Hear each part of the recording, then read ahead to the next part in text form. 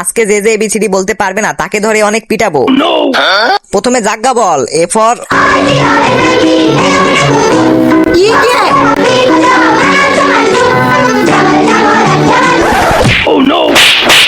Sir আমাকে মারতেছেন কেন? কারণ তুই নাচতেছিলি। এবার বাদ্রি বল। বি ফর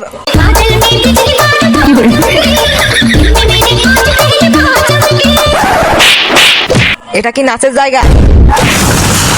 এবার ঝাপ্পান বল। এইচ ফর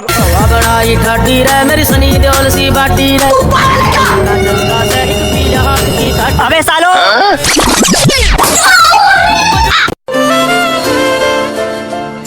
তিকু তোর স্কুল ড্রেস কোথায়? স্যার আমার স্কুলের ড্রেস ছিঁড়ে গেছে। আমার এখানে কোনো বাহানা চলবে না, কাল থেকে স্কুল ড্রেস পরে আসতে হবে তোকে। ঠিক আছে স্যার, চল যা।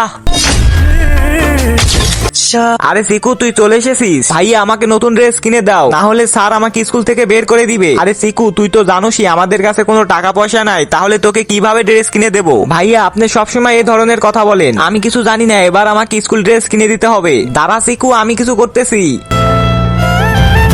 বন্ধুরা এরপরে মজার কিছু হলো সেটি দেখার আগে, যেই মা তোমাকে 10 মাস গর্ভে ধারণ করেছে সেই মার জন্য তোমাকে একটি লাইক এবং একটি সাবস্ক্রাইব করতে হবে। আর যারা সেই মাকেও ভালোবাসো না তারা এই ভিডিও থেকে দূরে থেকো। সিকু কি হয়েছে ভাই, আমাকে ডাকতেছেন কেন? সিকু এই নে তোর নতুন ড্রেস। আরে ভাইয়া আপনার ঘড়ি কোথায়? আরে বোন তোর ড্রেস কেনার জন্য আমি ঘড়িটি বিক্রি করে দিছি।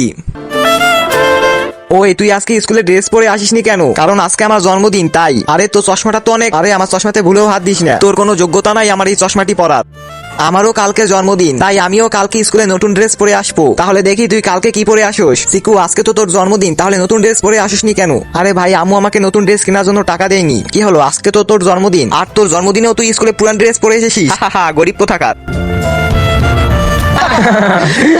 বন্ধুরা এরপরে মজার কিছু হলো সেটি দেখার আগে, যে মা তোমাকে 10 মাস গর্ভে ধারণ করেছে সেই মার জন্য তোমাকে একটি লাইক এবং একটি সাবস্ক্রাইব করতে হবে। আরে সিকু এই দেখ আমি তোর জন্য নতুন ড্রেস কিনে এনেছি। আরে ভাই তুমি এই ড্রেস কেনার জন্য টাকা পেলে কোথায়? আরে বোন তোকে টাকা নিয়ে ভাবতে হবে না।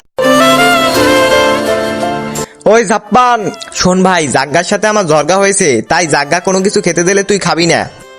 বাদ্রি কেক খাবি? না আমি কেক খাই না। জাপ্পান তুই খাবি? হ্যাঁ একটা খেয়ে দেখি তো। তুই আমার সাথে এত বড় বেইমানি করলি তো ম্যাডাম আমাকে কিরম লাগতেছে? আপনাকে তো অনেক সুন্দর লাগতেছে।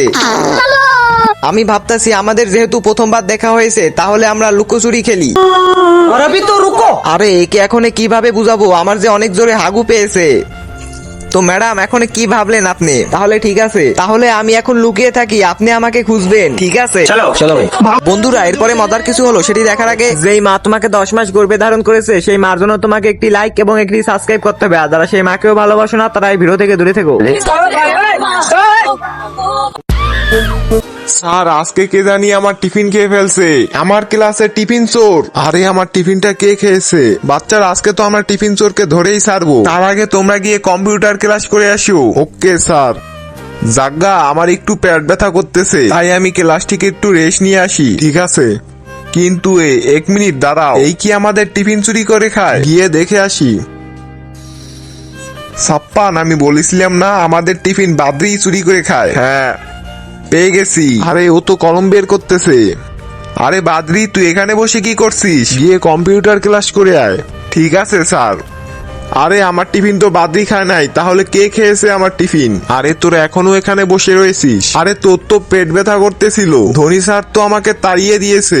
বন্ধুরা এরপরে মজার কিছু হলো সেটি দেখার আগে, যেই মা তোমাকে 10 মাস গর্ভে ধারণ করেছে সেই মার জন্য তোমাকে একটি লাইক এবং একটি সাবস্ক্রাইব করতে হবে। আর যারা সেই মাকেও ভালোবাসো না তারা এই ভিডিও থেকে দূরে থেকো। বাচ্চারা কিভাবে বুঝবে আমি তো ওদের টিফিন চোর? আরে আমাদের ধনী স্যারই তো টিফিন চোর। আরে এটা আবার কি? আরে এটা তো শাকালাকা বুম বুমের পেন্সিল। এক কাজ করি, এটা দিয়ে একটি ছবি আঁকি। কিন্তু কিসের ছবি আঁকবো? তাহলে একটি ব্যাগের ছবি আঁকি। আরে এটা আবার কি ধরনের ব্যাগ? যাই হোক কোনো ব্যাপার না, কাজ তো করে।